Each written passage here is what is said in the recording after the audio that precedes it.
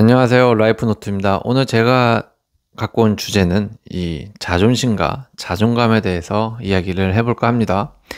살다 보면 자존심이 상한 순간 꼭 찾아오죠. 회사에서 누가 나를 무시했을 때, 친구 모임에서 괜히 뒤처진 기분이 들 때, 심지어는 가족 간의 대화 속에서도 괜히 내가 더 작아지는 것 같은 그런 순간들이 옵니다. 이럴 때 우리는 본능적으로 자존심을 세우려고 하죠. 인간의 본능이니까요. 목소리를 높이거나 더 큰 말로 상대를 눌러버리거나 아니면 속으로 삭히며 두고 보자라는 이런 마음을 품기도 합니다. 그런데 이 자존심이라는 게 참 웃긴 게 막상 지키려고 하면 좀 더 상처를 받고요. 더 지키려고 하면 나만 초라해지는 것 같은 느낌까지 받습니다. 왜냐하면 자존심은 본질적으로 타인의 시선에 의존하는 거라서 그런 겁니다. 남이 알아줘야 지켜지는 게 자존심 때문인 거죠. 그렇다면 진짜 내 마음을 지키는 힘은 어디에서 올까요? 그건 바로 자존감이라는 겁니다. 그래서 오늘은 내 마음 상하지 않는 방법, 즉 자존심을 지키는 방법에 대해서 한번 이야기를 해볼까 합니다. 우리가 흔히 자존심이 상했다라고 말을 하는 그런 순간들을 떠올려 보세요. 예를 들어 회식 자리에서 상사가 후배는 칭찬하면서 나는 대충 넘어갔을 때 속에서 뭔가 뜨거운 게 올라오는 느낌이 그런 경험을 해본 적 있으신가요? 그게 바로 자존심이 건드려졌다라는 거죠. 왜 나를 무시하지? 나도 잘하고 있는데 라는 생각이 들기도 하죠. 그런데 여기서 자존심만으로만 이렇게 반응을 하면 어떻게 되냐 이거죠. 괜히 불필요하게 말을 세게 한다든가 마음속에 불만을 쌓아두고 퇴근길에 스트레스로 이어지게 된다는 겁니다. 사실 상대방은 별 큰 의미 없이 그냥 말한 것도 있을 텐데 괜히 내 자존심이 상해서 그걸 훨씬 크게 받아들이는 경우가 좀 많은 것 같아요. 반면 자존감이 높은 사람은 이렇게 받아들입니다. 오늘은 저 후배를 칭찬하는 거구나. 나는 또 다른 방식으로 충분히 인정을 받고 있으니까 괜찮아. 혹은 내가 부족한 게 있었나? 조금 더 보완해보자.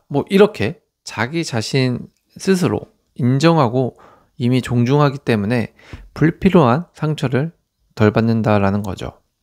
이 차이는 일상에서도 자주 드러납니다. 연인 관계에서 자존심이 앞서면 작은 말다툼이 큰 싸움으로 번지죠. 내가 왜 먼저 사과해야 해? 보통 이런 걸로 싸우고 서로 등을 돌리죠. 하지만 자존감이 있는 사람은 내가 조금 더 양보하면 관계가 더 편해지겠구나 라고 생각하면서 불필요한 싸움을 줄일 줄 압니다. 그리고 직장에서 자존심으로만 일을 하는 사람은 늘 자존심만 있는 사람은 비교 속에서 살아간다는 거죠. 쟤는 왜 나보다 빨리 인정받지? 하면서 자기 가치를 타인의 시선으로만 자꾸 재단합니다. 하지만 자존감이 있는 사람은 비교보다는 나는 지금 내 자리에서 꾸준히 성장하고 있나 성장에 초점을 맞추고 있다는 거죠. 결국 자존심은 순간의 감정에 휘둘리지만 자존감은 일상의 평온을 지켜준다는 겁니다. 여기서 우리가 꼭 기억해야 할 건 자존심은 남이 만들어주는 거고 자존감은 내가 만들어가는 거라는 사실, 그것을 꼭 잊지 않으셔야 합니다. 우리가 자존심을 세울 때는 대개 순간의 감정이 폭발하죠. 그래서 오래 못 가는 경우가 더 많을 겁니다. 대표적인 생각들이 저 사람이 나를 무시했어. 내가 이 정도는 보여줘야지. 지면 안 돼, 절대. 내가 더 잘나야 해. 라는 식의 생각들로부터 시작을 합니다. 이런 마음으로 순간적으로 힘을 내긴 하지만 문제는 그 힘이 오래가지 않는다는 겁니다. 예를 들어 친구 모임에 나갔는데 다들 좋은 차를 타고 왔다고 해봅시다. 그 순간 자존심이 상해서 무리해서 차를 바꿔버릴 수도 있습니다. 그때는 속이 좀 시원할지 몰라도 몇 달 지나고 나서 할부금 고지서가 날아오면 그때부터 다시 불안해지죠. 왜냐하면 그 소비는 내 만족을 위한 게 아니라 남들에게 보여주기 위한 선택이었기 때문에 그렇습니다. 또 다른 예로 직장에서 누군가 나보다 성과를 인정받기 시작하면 자존심은 이렇게 내 마음속에 속삭일 겁니다. 저 사람보다 내가 못할 리가 없잖아. 나도 좀 더 보여줘야 해. 그래서 무리하게 과장된 성과를 내려고 애쓰고 애쓰다가 결국 번아웃까지 오게 됩니다. 즉, 자존심은 언제나 외부의 인정을 먹고 산다라는 거죠. 남이 박수 쳐줄 때만 유지가 되고 남이 나를 외면하면 금세 무너지는 게 자존심입니다. 그래서 자존심은 근본적으로 휘발성이 강한 감정 에너지라는 것을 꼭 기억해야 합니다. 하지만 자존감은 좀 다르죠. 남들이 뭐라고 하든 내가 나 자신을 인정하고 있으면 쉽게 흔들리지 않습니다. 누가 무시해도 그래 저건 저 사람 생각일 뿐이야. 나는 내가 누구인지 충분히 알고 있어. 라는 이런 마음이 이미 있기 때문에 마음속에 상처가 오래 남지도 않고요. 심지어는 그게 상처인지도 모르고 계속 자신만의 갈 길을 잘 헤쳐나가는 편입니다. 그래서 자존감은 비교가 필요가 없습니다. 비교를 하지 않아요. 내가 내 삶을 어떻게 살아가고 있는지, 스스로 만족할 만한 길을 가고 있는지에 달려있는 것을 너무도 잘 알고 있다는 거죠. 자기 객관화가 매우 잘 되어 있는 상태다. 예를 들어서 회사에서 후배가 승진을 했다고 해도 자존감이 높은 사람은 이렇게 생각을 합니다. 아, 저 친구도 노력했구나. 나는 지금 내 자리에서 꾸준히 성장하고 있으니까 충분히 괜찮아 라고 말이죠. 반대로 자존심으로만 사는 사람은 이렇게 생각하겠죠. 나보다 후배가 먼저 올라가다니 내가 무시당한 건가? 라는 부정적인 면에 집중을 합니다. 같은 상황인데도 해석하는 관점이 완전히 다른 태도를 갖고 있죠. 즉, 자존감이 있는 사람은 자신을 깎아내리지 않기 때문에 누군가의 성공 앞에서도 흔들리지 않습니다. 한 가지 더 예로 취업 면접이나 기타 다른 오디션 같은 걸 예로 들어볼게요. 그때마다 떨어졌다고 가정을 해봅시다. 자존심만 있는 사람은 떨어지면 남이 얼마나 잘했길래 내가 떨어지지? 내 노력의 결과가 이것뿐이 안 되나? 라며 자책을 합니다. 반면에 자존감이 높은 사람은 아직 나의 시기가 안 온 거구나. 다음번에는 이 부분을 좀 보완해야겠네. 라는 자기 긍정의 신호를 스스로에게 보낼 줄 압니다. 이건 태도라는 종이 한 장 차이일 수도 있지만 이 차이는 훗날에 꽤 많은 결과 차이를 불러올 수 있다는 것을 꼭 알아야 됩니다. 자존감은 돈과도 많은 관계가 있죠. 사실 돈은 우리의 자존심과 자존감 가장 직접적으로 드러내는 영역 중에 하나일 겁니다. 왜냐하면 돈은 눈에 보이는 결과물이기 때문에 남들의 시선을 의식하기 가장 쉽죠. 대표적인 예가 바로 자존심 때문에 소비하는 거예요. 앞서서도 말했지만 남들이 뭐 하니까 차를 뽑고 남들이 명품 가방 드니까 나도 뒤처지 않으려고 카드값 쪼개서 명품 가방 사고 내가 이 정도는 해야 체면이 서지라고 불필요한 생각까지 하면서 필요 이상으로 자기 주제보다 더 돈을 씁니다. 이런 자존심으로 돈을 쓰면 뿌듯한 것보다 크게 오랜 시간 가지 못한다라는 게, 즉 그런 소비가 나에게 짐이 된다는 것을 나중에 스스로에게 만족하지 못하면서 알게 된다는 거죠. 반대로 자존감으로 돈을 쓰는 사람은 좀 다릅니다. 내가 진짜 필요한 곳에 돈을 쓰는 거죠. 지금 내 상황에서 맞는 소비를 하기에 불안감이 좀 적죠. 그리고 스스로의 기준으로 돈을 쓰다 보니 비교하지 않아도 만족감이 오래 갑니다. 결국 어떤 차이일까요? 시간이 지나면 자존심으로 돈을 쓰는 사람은 늘 불안하고요.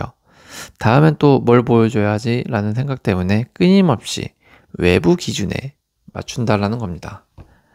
반면 이 자존감으로 돈을 쓰는 사람은 자산이 쌓입니다. 자산이 업이 돼요. 그리고 마음의 평온도 유지가 됩니다. 이게 굉장히 별거 아닌 것 같지만 중요합니다. 마음의 평온이 유지가 됐을 때 우리의 삶의 질이 올라갈 수 있는 거거든요. 다음을 기약할 수 있고요. 바로 마음의 평온도 유지가 된다라는 거.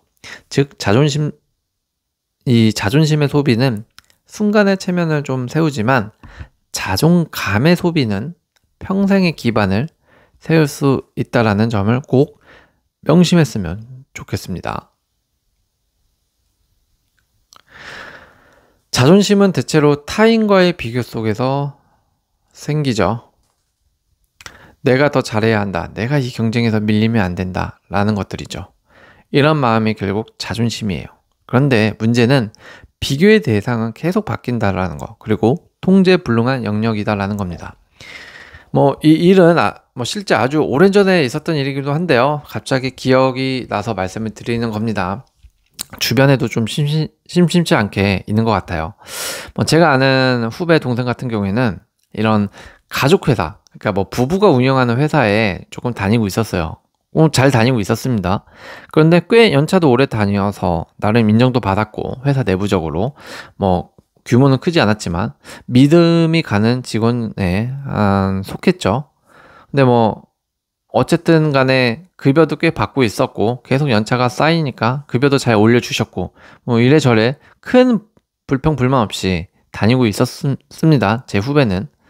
그런데 문제가, 저한테 상담을 받았을 때 문제가 뭐냐면, 어느덧 그 부부에게 있었던 딸 한 명이 고등학교, 대학교를 졸업하고 취업 시즌이 되었을 때 취업을 못해서 부부가 운영하는, 즉 동생이 다니고 있는 회사에 입사를 했다고 합니다. 이런 경우, 가족이 운영하는 회사 다니면 이런 경우는 되게 비일비재하게 많이 일어나죠. 그래서 그 동생이 저에게 털어놓은 그 고민 상담은 자존심도 좀 상하고, 그동안 자기가 회사에서 일한 것이 조금 허탈하게 느껴지고 번아웃이 온다라는 겁니다.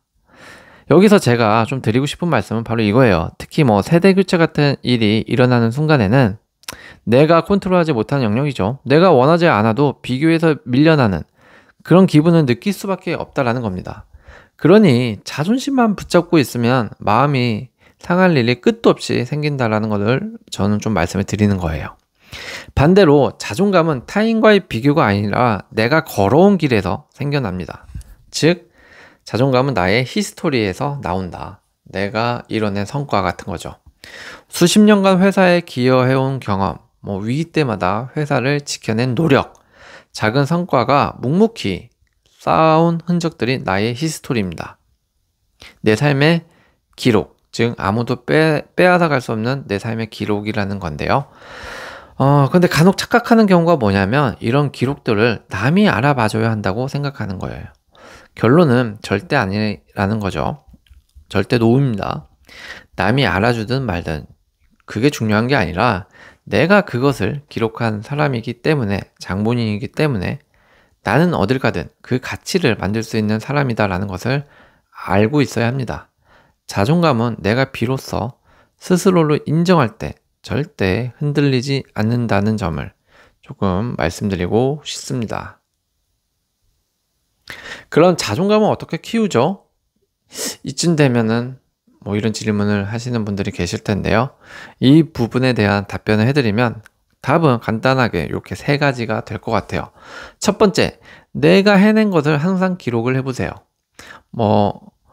예전 프로젝트, 위기 극복 경험, 회사에 기여한 성과들, 이런 게 있으면 계속 써보세요. 기록만 해도 나는 가치 있는 일을 해왔다라는 게 눈에 들어오기 시작할 거고, 자존감이 올라가기 시작할 겁니다.